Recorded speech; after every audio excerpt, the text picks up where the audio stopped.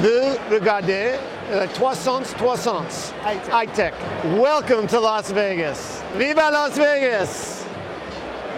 Okay? Thank you.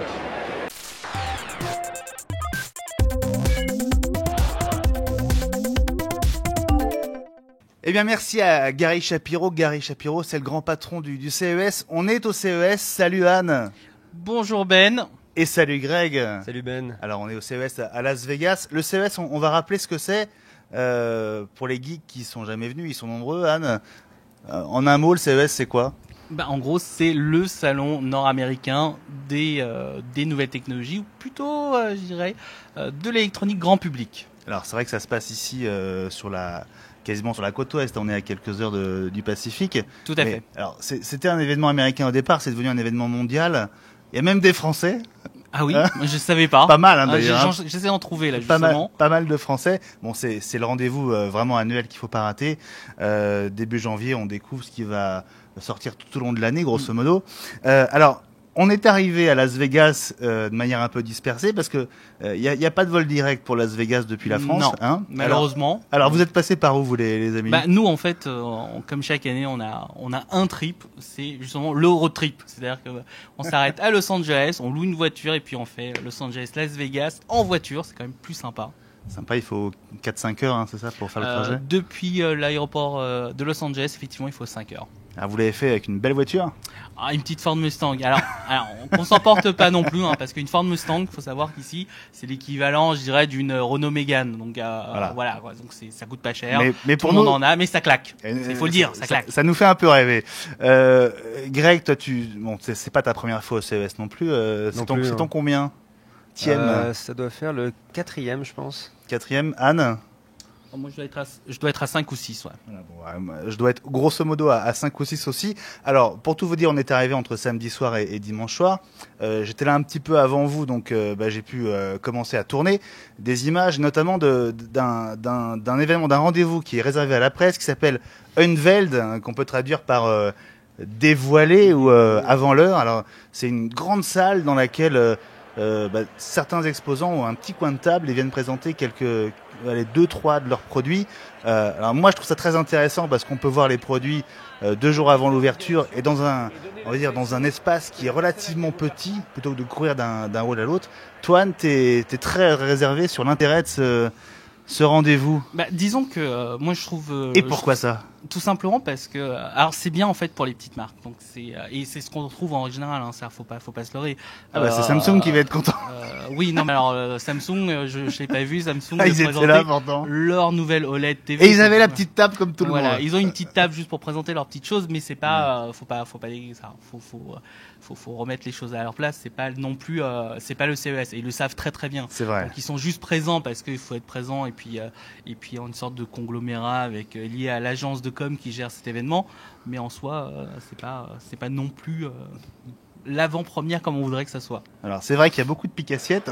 C'est énormément de piques-assiettes. Il y a des buffets partout. Alors il faut savoir une chose, c'est qu'aux États-Unis, la bouffe est super importante. Donc du coup, il y a à manger, à boire tout le temps, parce que le CES n'est pas gratuit. Alors nous, effectivement, en tant que presse, on a la chance on a la chance de pouvoir y aller sans avoir à payer. Mais pour les professionnels, parce que c'est quand même un salon pour les professionnels, c'est un billet, je crois, qui s'échange entre 1005 et 2005 par session. Donc, alors gratuit, dire que l'entrée est gratuite pour nous, mais après évidemment on vient pour le reste, mais pour ceux qui font pas partie de la presse, ils payent en plus. Alors donc voilà, Unveiled, c'est plié. Il y avait quand même plusieurs boîtes françaises. Hein. Il y avait une soixantaine d'exposants. Il y avait 5 ou 6 boîtes françaises, hein, dont Parrot notamment. Donc surtout Parrot. C'était pas mal. Parrot avec d'ailleurs un nouveau casque vraiment exceptionnel.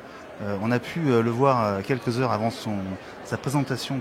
C'est Henri Sédou qui nous l'a montré, avec une surface tactile sur le côté droit pour régler le volume et passer une chanson à l'autre. Vraiment étonnant. Et puis sa capacité à isoler du bruit ambiant. Je peux te dire que dans le brouhaha d'Unveiled, c'était assez impressionnant. Allez, on va passer à la première vraie journée du CES, mais avant que ça ouvre. C'était donc il y a quelques heures ici à Las Vegas, lundi, journée de conférence de presse. Que des conférences de presse. Alors un agenda de fou. Greg, comment ça se prépare cette journée ? Ça se prépare avec le planning du CES. Il y a un planning officiel de toutes les conférences. En général, il y en a 2, je crois, toutes les heures, si mes souvenirs sont bons. Sachant que pour certaines, il faut faire la queue 2 bonnes heures à l'avance. Voire plus. Pour pouvoir rentrer, pour être sûr d'entrer. Non, mais il y a des grosses confs comme Samsung, Microsoft, pour lesquelles, oui, l'entrée, c'est assez compliqué. Mais la grosse nouveauté aussi, c'est que quand même toutes ces confs, la majeure partie des confs, surtout des grands constructeurs, sont retransmises maintenant online. Donc le web, LG, Samsung et les autres avaient des flux sur Facebook, sur leur site, et donc on pouvait aussi suivre ça à distance. Alors très concrètement, on peut pas être partout, même à 3, on n'a pas réussi à toutes les voir. Plus, je dirais. Humblement, on n'a même pas réussi à toutes les voir. Alors, on en a quand même vu les principales. Les 8 9e, je crois qu'on les a vus. Alors, on a fait un petit classement de ces conférences de presse par ordre d'intérêt, on va dire de la plus intéressante et la plus réussie à la moins réussie. Et la moins réussie a été particulièrement peu réussie. Mais vraiment pas réussie. Alors, on va vous donner ce classement. On va commencer. On va dire un mot de chacune de ces conférences. Allez, on est d'accord sur le numéro 1. C'est Sony. Sony, tout à fait. Alors, qu'est-ce qui fait que Sony, ça vous a plu? Alors, on va dire quand même, grosso modo, on a été globalement assez déçus par les conférences. Voilà, alors il faut par les savoir annonces, une chose, en c'est tout que cas. tout à fait, le CES de cette année reste un CES, de confirmation. C'est-à-dire que les constructeurs grand public comme Panasonic, Samsung, ça, ont subi un peu une sorte de douche froide avec la 3D. Ils ont mis tellement de sous dans la 3D pour un échec assez cuisant. Alors du coup, ils se sont dit bon, on va peut-être se calmer un peu. Et ça se sent parce qu'ils n'insistent pas vraiment sur la 3D. On parle plus de 3D, on parle un peu de smart, de TV connectée et on va pas aller plus loin. Alors pourquoi Sony en premier? Tout simplement parce que Sony a eu un avantage certain par rapport aux autres, c'est qu'ils avaient toute une stratégie très cohérente. C'est-à-dire qu'ils avaient tout un écosystème cohérent où on partait avec un contenu sur un élément A, on le retrouvait sur B, sur C, sur D. Donc que ce soit la TV, la tablette ou le smartphone, du coup ça passait très très bien parce que c'était un ensemble. Avec le Sony Entertainment Network. Tout à fait. Donc on va dire c'est quoi? C'est un peu l'équivalent d'iTunes pour Sony. Tout simplement, c'est iTunes. Clairement. Et à côté de ça, Sony annonce des outils qui ressemblent de plus en plus au cloud d'Apple, de Google, etc. Donc le nom qu'on a retenu aujourd'hui, c'était Play Memories, qui online, donc qui permet en fait à partir d'un APN connecté de pouvoir donc un appareil photo, un appareil photo, tout à fait, connecté, de pouvoir envoyer directement sa photo sur un smartphone ou une tablette qui ces dernières permettaient aussi de les renvoyer sur le cloud pour les lire sur la TV, etc., etc. Alors voilà, c'était assez réussi, on va dire, de manière esthétiquement parlant aussi. Il y avait un magnifique écran digital derrière Howard Stringer, le patron de Sony. Et puis Will Smith pour le côté VIP, on a découvert les premières images de Men in Black 3. Greg, alors on va parler du number 2 avec toi. Moi, je voudrais juste te dire, par contre. Tu veux revenir sur Sony, toi? Non, mais en fait, Sony, c'est une conférence assez intéressante parce que ils la font sur leur stand. C'est vrai, c'est la seule. Au Convention Center. Donc c'est la seule conférence. Et donc, ce qui est agréable, c'est de pouvoir après faire un petit tour sur le stand de Sony et découvrir directement les produits assez facilement. Et ça leur permet aussi d'avoir une conférence plus longue que les concurrents qui sont en général limités à 45 minutes au Venetian. C'est vrai. Et donc, effectivement, on a mis le pied pour la première fois dans cet espace qui... un petit peu, tout ça se construisait encore à quelques heures de l'ouverture. Parce qu'il faut préciser que toutes les autres conférences ont lieu donc au Venetian, qui est l'un des grands hôtels au centre de Las Vegas, sur le Strip. Il y a un espace, il y a 5 niveaux, je crois, avec des salles de conférences énormes. Toutes les conférences ont lieu là, sauf, c'est vrai, celle de Sony. Et puis le stand est magnifique en plus. Je ne sais pas comment vous l'avez trouvé, mais j'ai hâte de revenir, d'y retourner dans quelques heures pour le voir plus tranquillement. Number 2, Intel. Alors moi, je n'y suis pas allé. Lequel d'entre vous y était? C'est encore moi, effectivement. Alors pourquoi Intel number 2? Intel, tout simplement parce que Intel a confirmé sa stratégie autour des ultrabooks. Et quand je dis stratégie autour des ultrabooks, c'est-à-dire qu'on va avoir quelque chose comme 70 nouveaux modèles pour 2012, dont des premiers modèles en 14 et 15 pouces. Alors vu comme ça, c'est pas génial, mais quand même ça. Imaginez un MacBook Pro, c'est un MacBook Air par exemple en 15 pouces, un série 9 de Samsung en 15 pouces. Il en est question d'un MacBook Air grand format. Tout à fait. Ça reste des rumeurs, mais Samsung a confirmé de son côté. Bon. Voilà. Et donc pourquoi tout simplement parce que Intel a bien mis en scène toute sa stratégie avec des prochains ultrabooks en tactile, des prototypes qui nous ont bien montré comme le Nikishiki. Voilà, donc c'est un nom de code assez bizarre, mais en gros c'est un ultrabook tactile avec un trackpad qui fait toute la longueur du clavier et transparent. Donc du coup quand vous le refermez, ça devient un écran en longueur tactile. Donc c'est super intéressant. Alors à propos des ultrabooks, il en est des questions aussi du côté de chez Samsung. C'est notre numéro 3. Alors vous l'avez placé à égalité avec LG. Moi je suis pas d'accord avec vous. J'ai trouvé que la conf LG était assez tristounette, pas très bien rodée. Samsung, c'est toujours quelque part quand même un spectacle avec. C'est une conf qui est très bien répétée. Il y a aucun temps mort. Tout s'enchaîne bien. Et puis en termes d'annonces, il y a quand même eu pas mal de petites choses, mais rien de révolutionnaire quand même, Greg. J'ai envie de dire, il y a eu les mêmes annonces qu'LG. Ouais. Proche, c'est vrai. Ils ont présenté des produits assez similaires. On va commencer par les Smart TV, donc ça continue. Des TV OLED 3D, grand écran. LG a présenté une télé, alors ils appellent ça UD, je crois, Ultra Définition. Donc qui n'est pas du 4K, mais qui est proche du 4K.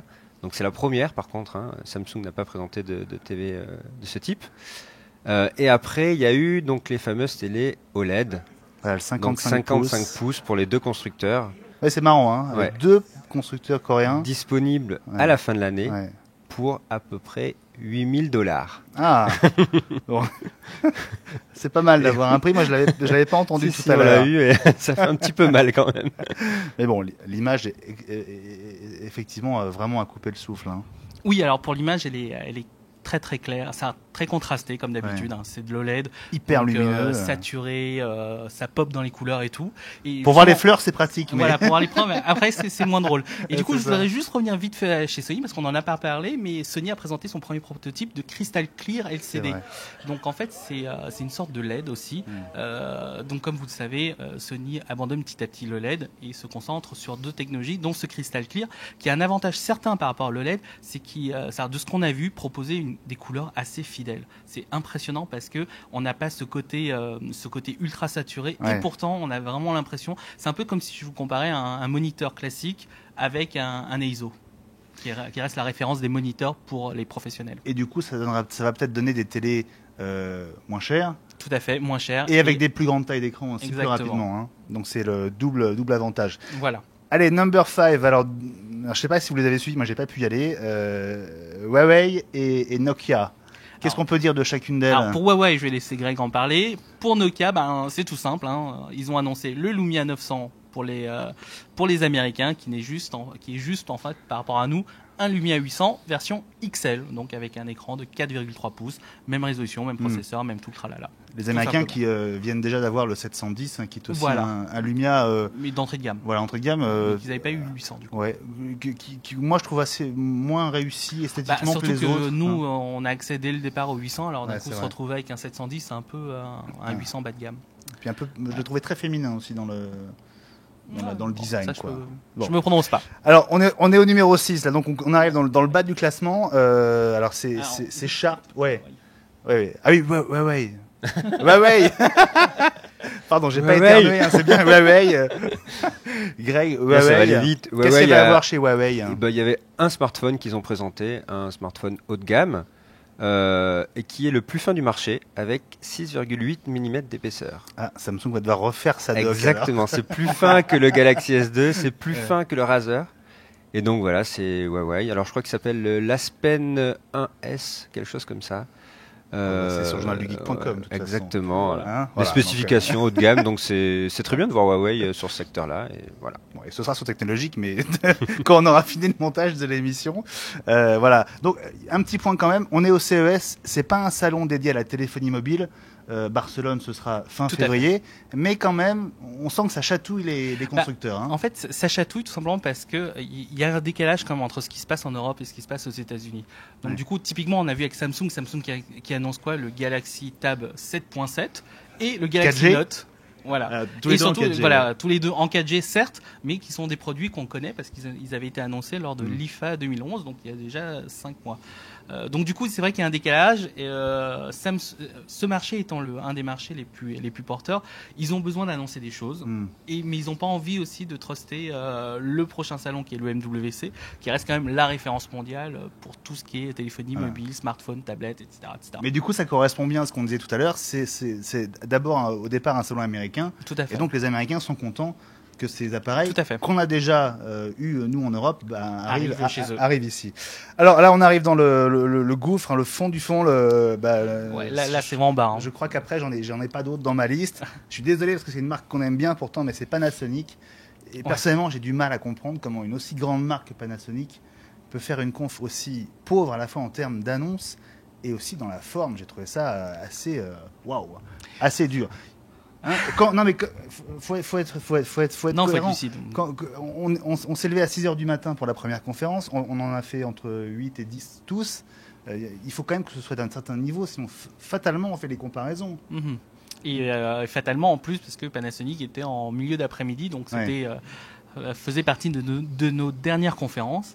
Et c'est vrai que là-dessus, Panasonic n'a pas annoncé grand-chose. Et c'est encore plus drôle parce que je discutais avec d'autres journalistes du monde entier. Et on avait l'impression de revivre la conférence de l'année dernière avec leur fameuse Smart City Town, je sais plus quoi. Et une tablette qui est passée comme ça, qu'on n'a jamais revue après. Plein de choses comme ça qui sont passées à côté. Et on se dit, mais qu'est-ce qui se passe? Et pourtant, le pire dans tout ça, c'est qu'ils ont des produits sympas. Leurs plasmas sont toujours sympas. Ils ont une gamme Lumix qui est quand même au top et tout. Et non, durant une conférence qui est juste mondialement retransmise, il n'y a rien. Voilà, on peut le dire. Voilà, donc on va passer sur ces conférences de presse. Ça continue encore demain, mais demain on rentre dans les keynotes, donc dans les, on va dire les grandes prestations des PDG des grandes marques. Ça a commencé donc lundi soir avec Steve Ballmer, Microsoft. Tout à fait. Donc mardi matin on aura Qualcomm. Qualcomm avec Paul Jacobs, ça fait. Et puis il y a des marques comme Daimler-Benz, donc pour les voitures connectées. Ericsson, je crois, qui fait aussi une keynote. Enfin voilà. Tout à fait. On va rentrer dans des keynotes un peu plus techniques. Keynote, donc du coup c'est peut-être plus stratégie, moins grand public. Côté grand public, c'est vrai qu'on a passé puisque c'est la journée de lundi. Et puis après, on va être beaucoup plus sur le salon, donc vous aurez quand même des images du salon, ce qui est quand même plus sympa quelque part. Alors on peut pas finir sans parler quand même de l'aspect VIP people du CES. Le CES, c'est d'abord les produits, les nouveautés, mais sans les stars, ce serait pas tout à fait le CES. On a eu au moins 2 stars aujourd'hui. On a d'abord eu Justin Timberlake, alors justement qui est apparu à la conf Panasonic comme défenseur du nouveau MySpace, le retour de MySpace avec MySpace TV. Alors on se demande avec Panasonic. On sait qu'il est très impliqué dans cette cause-là, mais bon, on se demandait un peu ce que Justin Timberlake faisait là.